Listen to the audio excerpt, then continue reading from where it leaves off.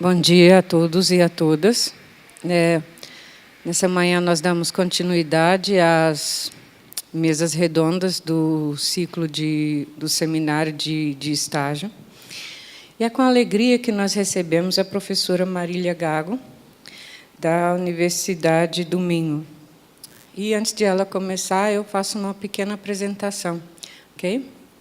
A professora Maria Gago é doutora em Educação, com especialidade em Metodologia de Ensino e mestre em Educação, né, especializada em Supervisão Pedagógica e Metodologia, né, pela Universidade do Minho.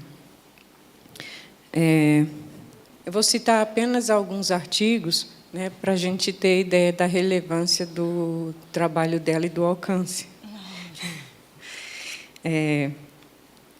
Aprender a pensar em história. Um estudo com alunos do 6º ano de escolaridade. Né? Usos da narrativa em história. Consciência histórica e narrativa na sala de aula. Concepções de professores. Concepções de passado como expressão de consciência histórica. De pequenino se aprende a pensar. Formar opinião na aula de História e Geografia de Portugal. Pluralidade de olhares, construtivismo e multiperspectivas no processo de aprendizagem. Concepções dos alunos acerca da variância da narrativa histórica. Um estudo com alunos em anos iniciais do 2º e 3º ciclos do ensino básico. Um olhar acerca da multiperspectiva em história, ideias de alunos entre 10 e os 14 anos. E ela também fez uma entrevista com Jörn Hiesen. Ok? Sentido de tempo ou tempo com sentidos, ideias de alunos acerca de identidade e orientação temporal. Concepções de alunos sobre a variância da narrativa histórica. Consciência e narrativa histórica. Desafios educativos aos professores. E ser professor de história na paleta de cores de um profissionalismo complexo. Eu vou parar por aqui, senão eu vou falar mais do que ela. Eu vou repetir as palavras da Conceição ontem à noite. Depois da fala da professora, nós abrimos para debate, ok? Eu espero que vocês que essa fala formule muitas questões, né? Obrigada, professora. Então, com a palavra. Bem, antes de mais, bom dia a todos e a todas. Sejam bem-vindos. Eu só posso agradecer pelo convite que foi feito pela Universidade Federal, na pessoa da Conceição Silva, da professora Conceição Silva, a quem eu muito agradeço pelo convite, e também agradecer a todos e a todas de estarem presentes hoje. Aquilo que eu vos trago hoje está relacionado com estes pontos que aqui vos apresento. É um caminho, começando pela filosofia da história, mas eu aqui não me vou prender muito, porque sei que vocês têm uma formação enorme a este nível, porque têm 4 professores desta área, nomeadamente o professor Rafael Sadi, que também caminha connosco neste percurso. A questão da educação histórica e da formação de professores, e depois alguns dados de investigação. Mostrarei mais ou menos, conforme eu tiver tempo, para termos depois momentos para conversar um pouco. Bem, relativamente àquilo que eu vos trago hoje, eu desenvolvi, como há pouco a professora Cristina falou, o meu percurso na educação histórica começou com alunos, nomeadamente naquilo que diz respeito à narrativa histórica e à multiperspectiva. E depois, mediante as respostas que eu obtive de alunos, fiquei muito preocupada e pensei, e quais são as concepções dos professores? Como é que nós estamos com os professores a este nível destes 2 grandes conceitos da própria história? Nesse caminho dos professores, isto já tem algum tempo, a matriz de Huizan não era esta, muito menos a tipologia da narrativa e a tipologia da consciência histórica.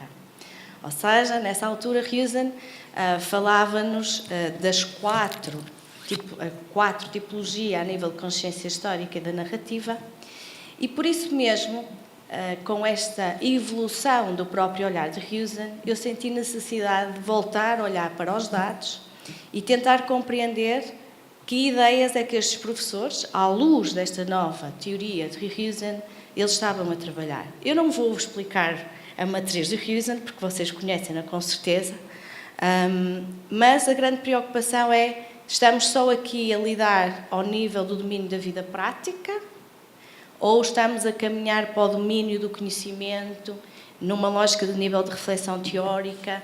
Obviamente que esta reflexão teórica nos vai dar alguns insights para aqui, para a nossa praxis. Onde é que nós estamos? Como é que nós estamos a lidar com o nosso conhecimento? E se partimos ou não desta vida prática para caminhar para esta zona da reflexão teórica. Como é que é este processo? Como é que estamos a entendê-lo?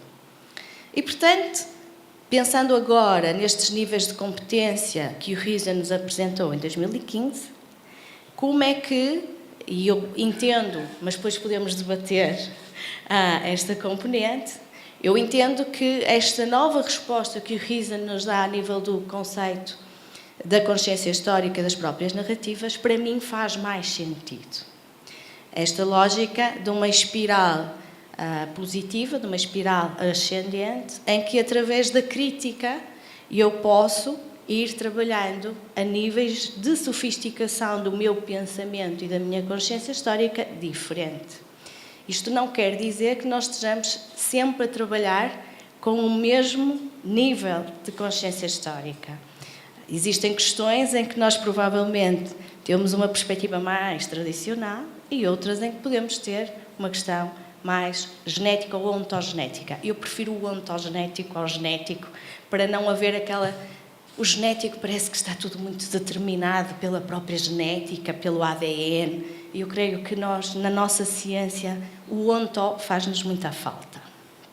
Bem, para além disso, e sempre pensando na consciência histórica, a consciência histórica está de mãos dadas, há pouco não o disse, mas vou aqui atrás outra vez, com a narrativa histórica, que naturalmente e legitimamente em história é multiperspectivada, e esta narrativa histórica que é múltipla consegue a sua objetividade quando nós fazemos um criticismo que é mútuo, numa lógica de realismo interno, de realismo crítico.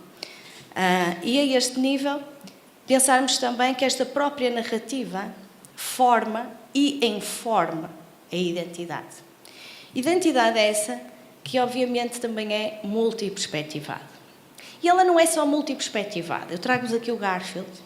A ideia não foi minha. Isto também é do Huizan. Ele fala deste Garfield num dos seus artigos.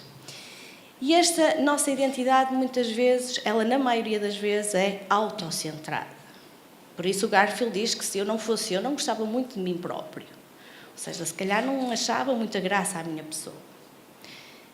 Ela é autocentrada porque na nossa identidade nós centramos-nos no eu e no nós, mas também nos centramos muito do não eu e do não nós. E, portanto, continuamos a lidar com estas questões. Para além disso, ela é muito etnocêntrica. Olhamos muito para o nosso umbigo. E, olhando para o nosso umbigo, pensamos sempre em que os valores negativos são dos outros, tendemos a ver os valores negativos dos outros, e em relação a nós vemos muitos valores positivos. Não ser quando temos crises existenciais, então aí a coisa complica muito mais. Bem, assim sendo, esta identidade e a própria multiperspectiva está sempre muito baseada em ideias de diferença e de pluralidade. Nada contra. Mas eu faço esta pergunta, eu partilho esta pergunta do próprio Huizan. Mas então onde é que fica a ideia de união? O que é que nós temos em comum quando fazemos parte desta grande comunidade que é a comunidade humana. Muito provavelmente nós precisamos de um novo conceito de organização e da forma de nos pensarmos, nós, seres humanos, que não esteja tão vincado nesta lógica de construir muros, criar barreiras, mas mais numa lógica de unidade. E esta lógica de unidade lança um grande desafio ao ensino da história.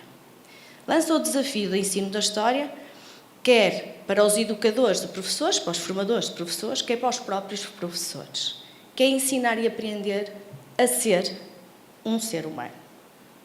E é esta a lógica que o Reason nos apresenta, pensando sempre na necessidade de nós termos cada vez mais uma experiência histórica mais larga, mais abrangente, não ficarmos apenas concentrados, e isso por vezes vê-se muito na Europa, concentrados numa história nacional, mas numa história que não seja também só europocêntrica, porque ela também muitas vezes é europocêntrica, ocidentalicêntrica, não sei se isto existe, ok? E, por outro lado, procurarmos a profundidade da experiência histórica. E a profundidade da experiência histórica ligada à dignidade humana. Tratarmos as pessoas, as outras pessoas, os estranhos do passado com quem nós lidamos, com dignidade. Como gostaríamos que nos tratassem a nós. E não fazendo uso da vida dessas pessoas para legitimar algumas coisas que nós pretendemos no presente. Bem, nesta lógica aparece-nos a educação histórica. Ou seja, nós temos aqui um campo da filosofia que alimenta e é alimentado, na minha perspectiva, também pela educação histórica, porque a educação histórica coloca questões. E aqui eu partilho aquilo que a professora Schmidt, Maria Auxiliadora, nos refere. É necessário ouvir a voz do professor e a voz do aluno. Preciso nós compreendermos como é que estas pessoas pensam o mundo, de modo a conseguirmos que exista mudança e exista transformação. Ou seja, aqui partilhamos a visão de que a história é uma forma de ver o mundo. E é uma forma de ver o mundo em que ela seja transformativa. Transformativa, pensando na aprendizagem histórica como uma reorientação.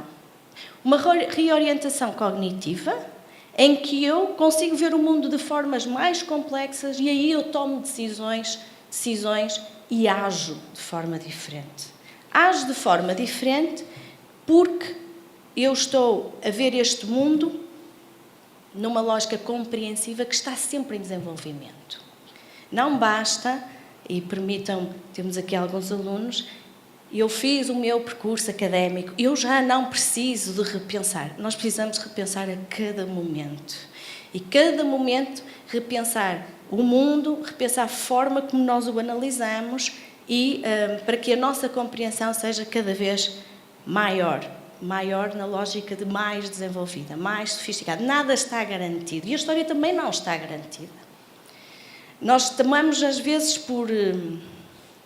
por vezes alguns aspectos garantidos na nossa vida. A democracia estaria garantida, a história estaria garantida. Nada disto está garantido.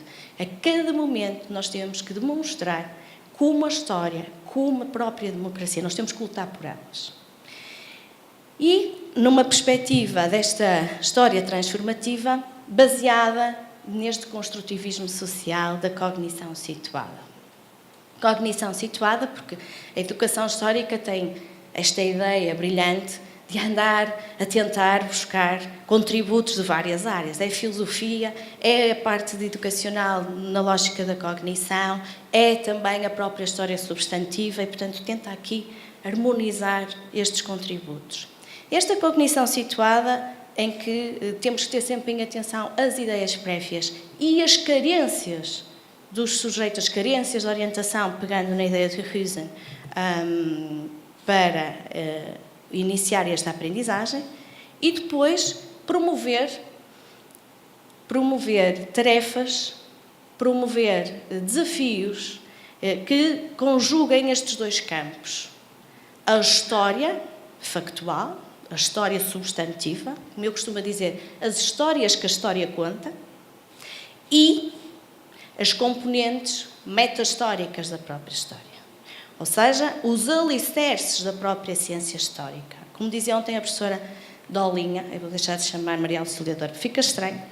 Como dizia ontem a professora Dolinha, estamos a lidar com a metódica da própria história.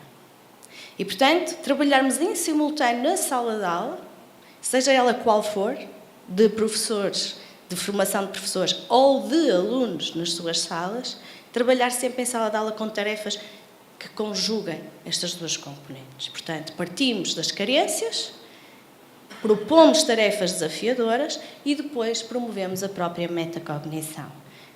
Começarmos a compreender como conhecemos, de que forma conhecemos, que problemas tivemos, para nós próprios refletirmos acerca de como é que o nosso conhecimento cresce. Uma das propostas paradigmáticas é a proposta da aula-oficina da professora Isabel Barque, que neste momento já estamos a repensá-la. Ou seja, como estão a ver, isto é sempre um percurso. Quando se pensa que se chegou ao cimo do monte, olha-se e diz, afinal há mais mundo. E, portanto, como há sempre mais mundo, já estamos a repensar aqui o que há algumas coisas que temos que afinar.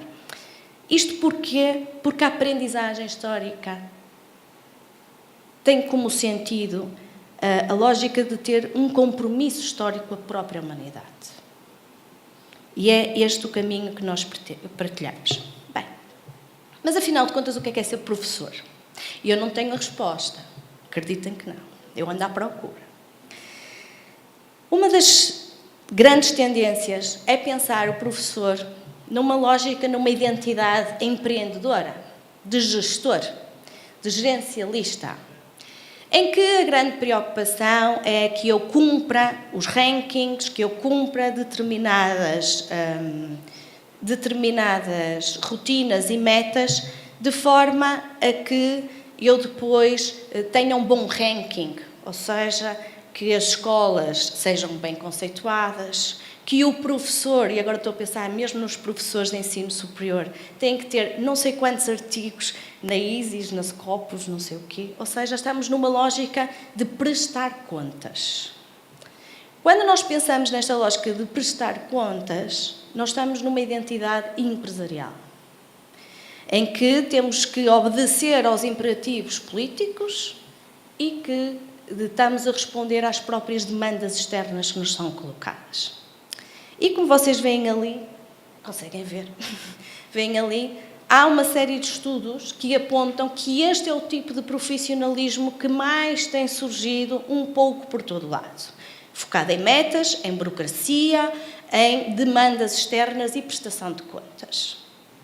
Mas será que é este o profissionalismo que nos une, que nos faz vibrar para ser professor de História? Porque a pergunta que eu vos faço é: o que é que vos fez decidir ser professor de História? Prestar contas? Cumprir metas? Fazer burocracia? Ou será que foi uma lógica de uma cultura e de uma agenda de desenvolvimento, em que a minha grande preocupação é que colaborativamente, numa equipa que realmente funciona, em que nós nos unimos, e agora vou buscar o lema que a Dolinha falou, que é ninguém larga a mão de ninguém. Então, nesta lógica de ninguém larga a mão de ninguém, até que ponto esta nossa grande preocupação e estas responsabilidades do professor passam por uma construção de uma sociedade mais justa, em que eu estou mais preocupado com valores mais amplos e ideias mais amplas da sociedade do que propriamente em prestar contas. Qual é o profissionalismo que nós pretendemos, nós formadores de professores, vocês professores? Que tipo de profissionalidade docente se identificam mais? Estas são duas propostas que eu deixo para refletir. Bem, no caso da formação de professores, Cortagan apresenta-nos aqui 5 grandes princípios. E são 5 grandes princípios, por isso eu os trago cá, que casam muito bem com toda a componente, reparem, da própria filosofia da história de Husserl, do construtivismo e da cognição situada, e agora a questão da formação de professores. Porque há 2 coisas que eu costumo dizer aos meus alunos do chão de escola, porque a maior parte da minha atividade profissional ou seja, os últimos 20 anos, foi como professora de História de chão de escola. Agora estou sempre como investigadora, mas foi de chão de escola elementar e média. E eu dizia muitas vezes aos meus alunos que eles têm... E eu me lembrava que eles eram pessoas, mas também convinha que eles se lembrassem que os professores, eu sei que não parece, mas também são pessoas. E, portanto, têm momentos bons, têm momentos maus, têm alturas em que estão melhor e que estão pior. E estes mesmos professores têm problemas práticos. E são problemas práticos, concretos, que vêm do contexto real.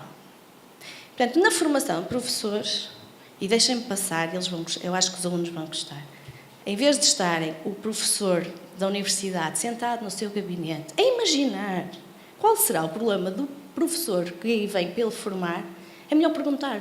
A sério, fica mais fácil.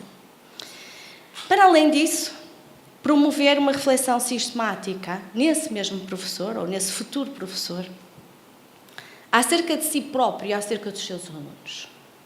O que é que eu quero fazer enquanto professor? Como é que eu penso? O que é que eu penso? Como é que eu atuo? Qual é o papel do contexto na minha ação enquanto professor?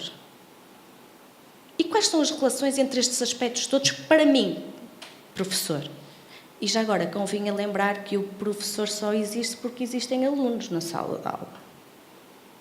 E, portanto, o que é que o aluno precisa? O que é que o aluno quer? O que é que o aluno pensa? Como é que ele age?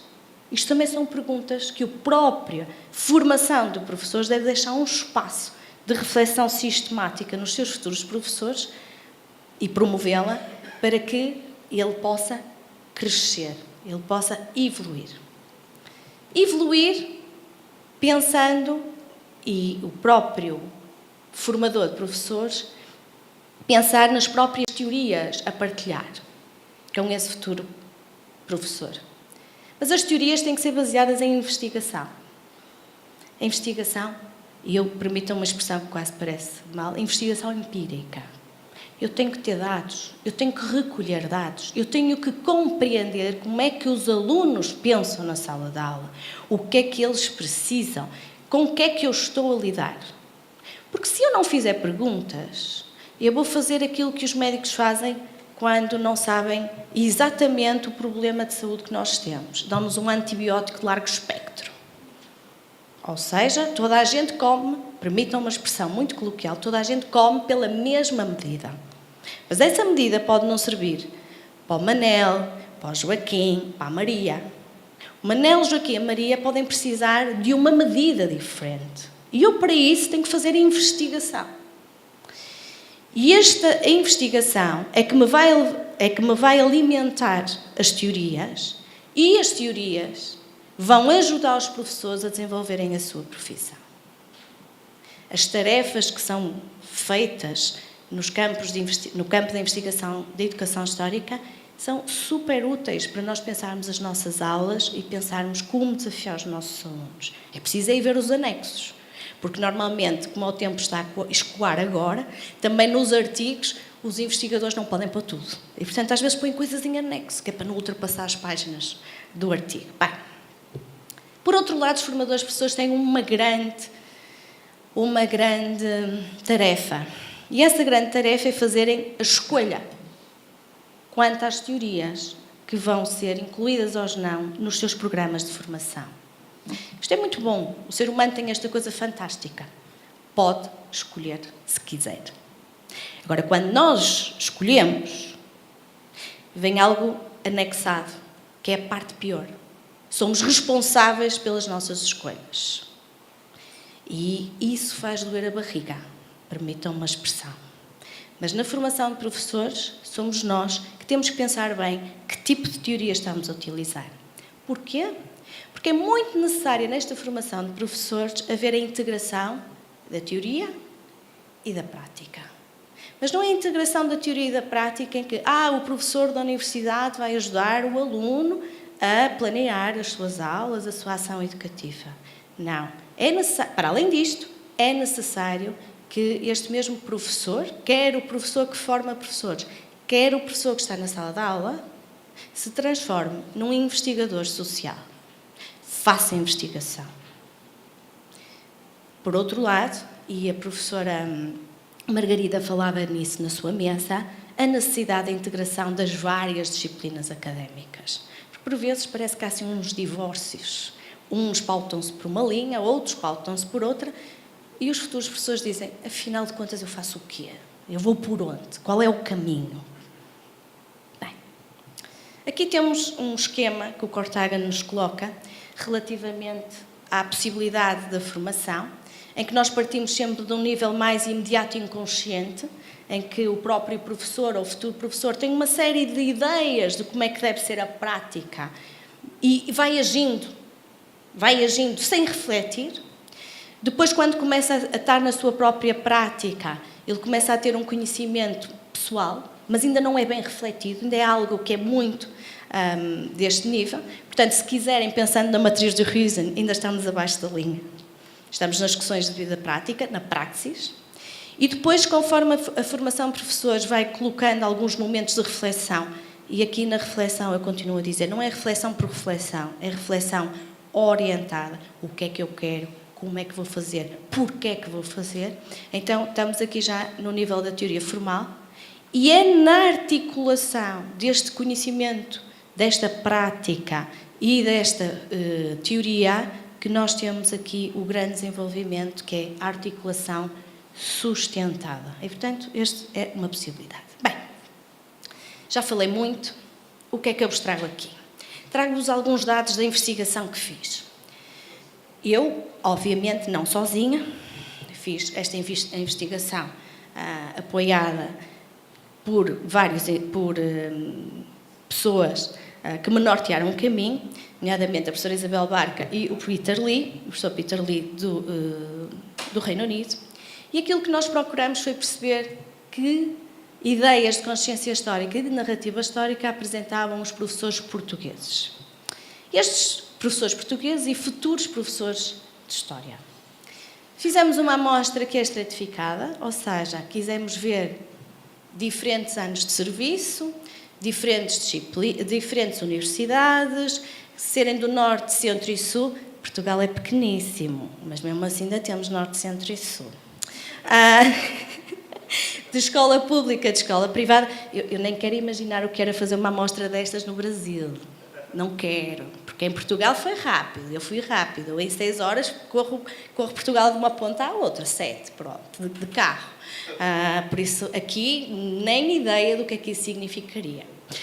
Portanto, escolas públicas, escolas privadas, isto para quê? Para termos participantes com um grande leque de especificidade. E fizemos entrevistas semi-estruturadas, porque o questionário, mesmo aberto, há muitas coisas que nós lemos e dizemos, mas o que é que realmente quereria dizer este professor? E, portanto, não funcionou. Nós fizemos experiência com vários tipos de instrumentos de recolha de dados e não funcionou muito bem.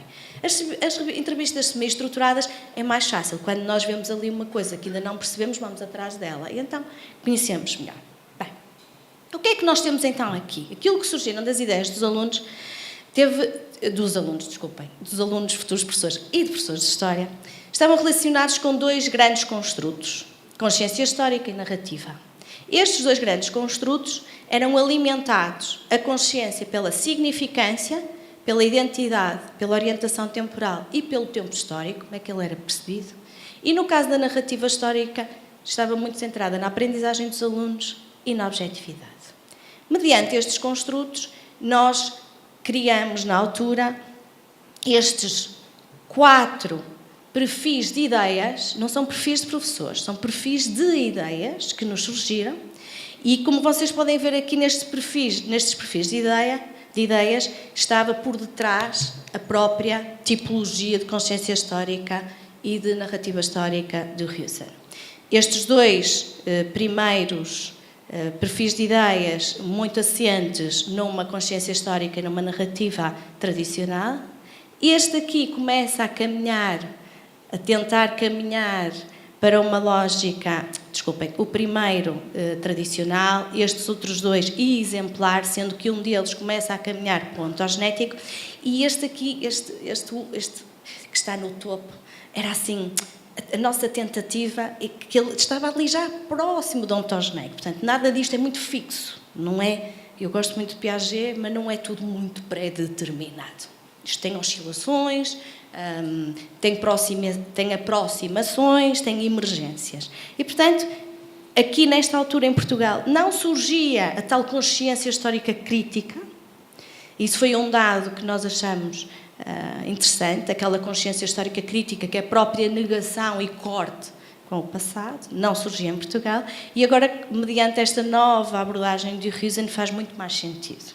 Bem, o que é que trazemos aqui? Trazemos aqui só algumas, estou a demorar muito tempo, algumas das questões, análise de algumas das questões que fizemos aos professores. A primeira está muito ligada às questões de consciência histórica e principalmente orientação temporal. Ou seja, em Portugal já havia esta coisa que vocês agora têm, que é o que vale é a matemática e a língua portuguesa. Em Portugal isso já existia. Portanto, o que só interessa é saber ler e contar, saber ler, escrever e contar. Onde é que isto já se ouviu? A segunda pergunta, em que temos duas narrativas históricas, e então se isso era útil ou não para os alunos e se poderia servir para os orientar no presente e no futuro, mais ligado à narrativa. Depois aqui a pergunta relativamente à identidade, e eu sei que isto causa problemas aqui no Brasil, mas é a forma como os professores falam, e portanto a questionar, nós demos novos mundos ao mundo, ou os portugueses deram novos mundos ao mundo, era para perceber onde é que a identidade destes futuros professores de História e professores de História se situava. Depois, aqui as questões da narrativa associadas à consciência histórica, ou seja, existe alguma situação histórica que o tenha fascinado e que lhe permita que recorra a ela para fazer decisões no presente e perspectiva ao futuro, e depois os símbolos de identidade. Mas agora isto faz mais sentido com as ideias dos professores. Bem, a maioria dos professores falam-nos muito de... sim, a história é importante para fazermos uma comparação. Uma comparação do que é hoje relativamente ao que é o passado. Ou seja, o que nós temos aqui por trás é uma ideia que a problemas semelhantes nós damos respostas semelhantes. Isto levanta-nos aqui algumas questões ao nível do que é isto da história. Por outro lado, quando falamos, vale a pena utilizar duas narrativas históricas em simultâneo com perspectivas distintas, o que as pessoas dizem é, não, só complica. A maioria das pessoas diz, só complica. E só complica porquê? Porque elas devem ser curtas, simplificadas, porque nós queremos incutir. Aqui está a incutir, a professora Margarida não está a transmitir, mas vai dar a mesma coisa. Eu nem sei qual delas é pior, mas pronto. Incutir nos alunos bases. Portanto, nós chegamos lá e colocamos coisas nos alunos. Basicamente, aquilo que nós temos é que este professor está a ver as necessidades dos alunos pelos seus olhos e não pelos olhos do aluno. Por outro lado, está aqui uma estratégia prática. Eu tenho que resolver este problema, eu não tenho tempo e, portanto, eu não tenho muito tempo e não vou perder tempo a discutir este tipo de coisas. Depois, os alunos, então, que atitude têm com a história? E porque é que a história é útil? Para formar patriotismo, patriotas. O que é que nós temos? Um discurso político. Discurso político e de simbolização de memória numa coletiva fundada em origem. Vamos lá saber quando é que se formou Portugal e quando é que surgiu a nossa pátria. Afinal de contas, para que é que serve a história? Serve através de lições e de exemplos. Para mostrar que realmente nós temos que continuar a lutar, eu acho que sim, mas não sei se é a história que nos mostra isso. Ou seja, existe aqui uma moralidade supertemporal. Independentemente do tempo em que eu me coloco, existe uma moralidade que a trespassa. Afinal, nós, aos portugueses, eu gosto muito desta resposta desta professora, é uma senhora. Ela diz, hoje já não damos nada. Tomara nós que nos deem a nós. Nós estávamos numa crise económica grave nesta altura e esta professora estava num grande desalento. E, portanto, como nós hoje já não damos nada, eu já não pertenço a esse nós.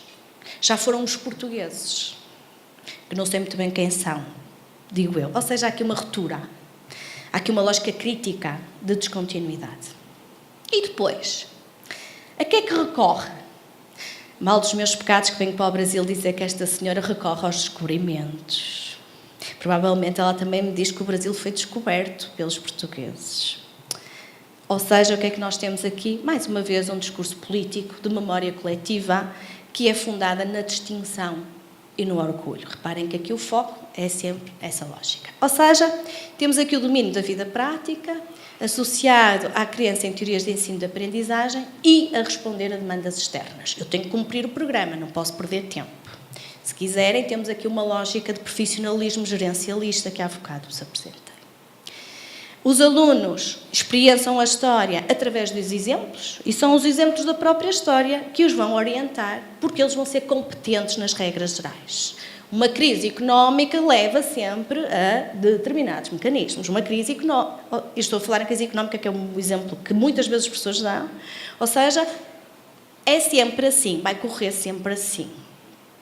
E a identidade, muito alicerçada numa memória coletiva, num discurso político e na distinção em relação ao outro. Ou seja, numa identidade que não é internada, é só minha, autocentrada, e naquilo do não eu e do não nós. Aliás, ela até nega o nós, porque já nem faz parte.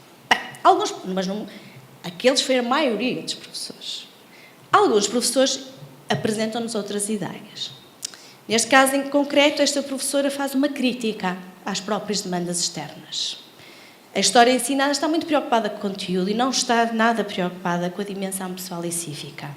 Ou seja, há aqui uma crítica às próprias demandas e quando é para utilizar as duas narrativas, temos aqui uma atitude diferente. Sim, devemos fazê-lo e devem ser os alunos a chegar às conclusões. Já não é o olhar, não é o que o professor diz que os alunos são capazes ou não. Não, são os alunos que devem fazê-lo, desenvolvendo o espírito crítico e o desenvolvimento de competências. Ou seja, temos aqui não já uma estratégia prática, como tinha a outra professora, também é uma professora. Vá-se lá saber porquê. A atividade docente é mais feminina do que masculina. E temos aqui uma estratégia mais cognitiva e alicerçada, percebia-se ao longo da entrevista, de algum conhecimento relativamente à educação histórica e à abordagem a fazer-se. E, portanto, ela diz, eu lançava os materiais, eu fomentava o debate. Já se sabe que quando se faz a primeira vez este tipo de tarefa, não corre como nós desejaríamos, mas com a sistematização destas tarefas, os alunos vão conseguindo ganhar em qualidade. Ou seja, temos uma estratégia de didática e de metodologia de ensino ancorada em investigação. E porquê é que esta professora faz isto? Reparem que ela, inclusivamente, faz algumas questões. As questões que colocaria às narrativas. Qual parece ser a nacionalidade do autor? Justifica se o autor deste texto é pró-França ou pró-Inglaterra? As narrativas tinham a ver com isso. Ou seja, aquilo que ela diz é que este tipo de exercício ajuda os alunos a estarem alerta relativamente à fonte de informação. Ora, se nós fizéssemos este tipo de tarefas, talvez as fake news não tivessem tanto sucesso. Porque aí o aluno ia dizer, calma, mas quem escreveu? Porquê é que escreveu? Para quem escreveu? Com que objetivos? Quais as intencionalidades? Quais as não intencionalidades? Isto só é metódica de interpretação de fonte histórica. Ou seja, esta professora vê o futuro dos alunos e o seu próprio futuro pela educação histórica. Relativamente ao nós demos, ou os portugueses deram, ela considera que o nós é mais identitário. E, portanto, ela atende mais uma vez esta identidade, entende a individualização. E dá-lhe aqui um cariz de emoção, considerando que a emoção dá estabilidade à identidade num sentido contínuo. Portanto, nós somos sempre nós, o que nos leva aqui também a algumas ideias. Por outro lado, se recorre a alguma narrativa em específico, esta professora diz que não recorre a nenhuma narrativa em específico porque é a própria história, a complexidade da ciência histórica que a ajuda a compreender o mundo, a ver o mundo, ou seja, a história e a ciência naquela lógica de transformativa e de abrir e de ser uma forma de ver o mundo mais complexa. Ou seja, aqui já temos o domínio do conhecimento e da cognição. Se pensarmos em Husen, no primeiro caso estávamos abaixo da linha, aqui estaríamos acima da linha. E há uma reflexão teórica crítica.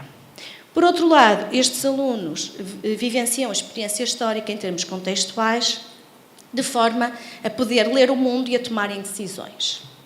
A identidade ainda tem aqui algo para ser trabalhado. Uma identidade ainda muito focalizada no emocional, do não eu, do não nós. Não tenho nada contra. Símbolos de identidade. Os símbolos de identidade que nós propusemos aos professores foram estes. Uns focalizados em situações canon, se quisermos, outros até com uma perspectiva gastronómica. Os portugueses gostam muito de comer e a gastronomia faz parte de alguma simbologia de identidade.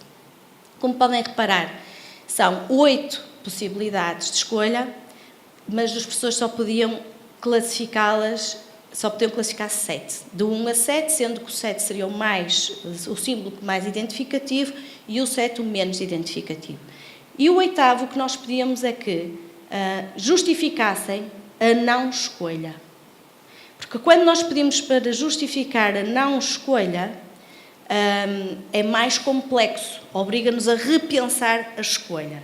Justificar a primeira escolha é simples, mas justificar porque é que eu excluí torna-se mais complexo. Não vos trago as justificações, não dá tempo, já estou aqui a correr contra o tempo, mas depois podemos conversar sobre isso. E o que é que nós vimos? O que é que foi selecionado por todos? Língua e fado. Saudade dos professores. Bem, importância máxima. Dada a quê? 50% dos professores deram importância máxima à língua. Claro que o nosso português não é como o vosso. O nosso não tem açúcar, como eu costumo dizer. Mas, seja como for, há aqui este foco na língua, algo que nos une. Importância máxima de 7. Típico. Bandeira, hino, cravo vermelho. Só explicar que o cravo vermelho foi uma narrativa abreviada também, na lógica de Huyshen, para nós portugueses, porque foi o símbolo da nossa Revolução de 25 de Abril de 1974, em que pusemos fim à ditadura em Portugal. A língua e o vinho de Porto. Mas dizem tanto que os portugueses gostam de bacalhau, mas 50% deles não escolheram o bacalhau como todos. Eu escolheria, porque eu já vivi fora do país e tinha muitas saudades de comer bacalhau. Mas pronto. Se estivesse aqui o Azambuja, ele agora apresentou umas coisas de uma consciência histórica gastronómica, e então seria bom até debater com o Azambuja. Vai, adiante. Bem, eu vou-me esticar um bocadinho. Para além disto, trago-vos aqui outro estudo, este mais recente, relativamente, e que foi feito, é uma tarefa de um estudo exploratório, ainda é embrionário, ainda estamos aqui a limar arestas, e tem a ver com professores portugueses com mais de 20 anos de serviço. Foi uma ação de formação continuada, e então fizemos esta pergunta no início da ação. Bom dia, então, como é que estão? Quem são? Vamos fazer esta tarefa. Foi assim, não houve mais nada. Então pedimos que eles atribuíssem uma cor, um símbolo e uma imagem relativamente a ser professor de História. Isto pode ser feito para variedíssimas coisas. Eu com os alunos, por vezes os alunos mais pequenos, os do chão da escola, faço isto para ou conceitos ou acontecimentos marcantes. E é interessante ver o que é que eles dizem. Bem, os professores de História, aqui a grande maioria, disse que escolheria o azul. E o azul sempre muito associado àquilo que é mais tradicional. A cor dos cursos lá na universidade, há cores nos cursos na universidade e o azul é a cor do curso de História. Por outro lado, relativamente às imagens, ou não sei desenhar, ou um sinal obrigatório. Todos têm, e reparem, todos têm de conhecer a história. Não têm que pensar historicamente. Eles têm que conhecer a história. Por outro lado, aqui os símbolos muito associados à sala de aula, mas numa lógica ainda muito prática, muito pragmática. Capas dos manuais, imagens com várias épocas, uma sala interativa, ou seja, o que é importante, permitam uma expressão, é haver eletrodomésticos dentro da sala de aula, muita coisa a saltar e a fazer, e não necessariamente pensar, que é algo que cansa. Outros professores falam no verde. E no verde, numa lógica de esperança, de futuro, de mudança. Já não tão agarrados à origem, ao passado, mais agarrados aos horizontes de expectativa. Portanto, isto são posturas que se têm. E reparem que aqui já não temos os eletrodomésticos, passamos a ter o ser humano, a humanidade, o globo terrestre e uma figura humana estilizada, que é para não haver estereotipo, ou seja, o H, como está ali, e o colega sublinhou, aqueles sublinhados e tudo são do que o colega escreveu, o H de História e de Humanidade, o H maiúsculo, ou seja, uma lógica de humanismo. Estes são alguns dados que eu vos trago. Não sei como é que seria no Brasil, até podia ser interessante vermos o que é que no Brasil pensam, principalmente neste atual contexto. Se é verde, se é azul, se é amarelo, se há as bolinhas, se é preto, não sei, se é vermelho, não sei. Poderia ser interessante fazer um estudo destes aqui no Brasil neste momento. Fica o repto. Bem, alguns desafios. Os desafios que eu deixo aqui é este pensarmos e debatermos o que é o humanismo, este novo humanismo. Este novo humanismo não tanto focado na diferença, mas mais focado na união, no togetherness. O que é que nos traz, o que é que nos une, o que é que nós temos todos de comum. E eu achei graça que ainda ontem com a professora Conceição, aí numa situação muito prática, da vida prática, o comentário da professora Conceição foi: realmente nós humanos pensamos e fazemos da mesma maneira, independentemente do ponto do globo. Há coisas que são muito semelhantes. Repensarmos a organização e planificação da formação. Uma das primeiras coisas que nós fazemos, todos nós fazemos, quando temos que pensar, eu detesto esta palavra e esta expressão, eu tenho que dar uma aula. E o que é que eu faço para dar, o que é que eu penso? Tenho que dar uma aula. De uma forma inconsciente, aquilo que se processa no nosso cérebro é nós vamos buscar aquele professor, aquela aula, aquela atividade que para nós fez mais sentido. Ora, eu, por exemplo, não tive muitas experiências de aula oficina, a não ser quando comecei o mestrado, e, portanto, a minha primeira prática foi centrada naquilo que eu achava bem, e passava por coisas mais do foro tradicional.